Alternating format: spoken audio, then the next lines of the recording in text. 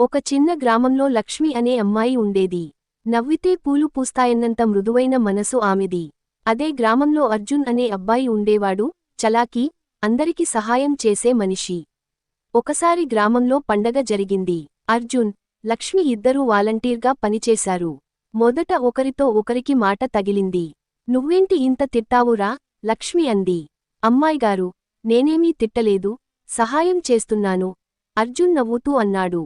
అలా వాగ్వాదం మొదలై నవ్వుల్లోకి మారింది.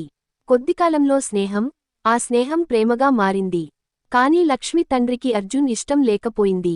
మా కూతురు పెద్ద నగరంలో చదువుకున్నాడినే, పెళ్లి చేసుకోవాలి అని అన్నాడు. అర్జున్ వెనక్కి తగ్గలేదు.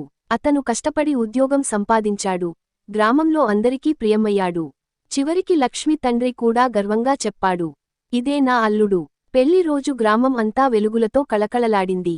లక్ష్మి అర్జున్ చేతి పట్టుకుని అంది, మన ప్రేమను నమ్మి నిలబడ్డందుకు ధన్యవాదాలు. అర్జున్ చిరునవ్వుతో, ఇక జీవితం అంతా మన జంటే పండుగ.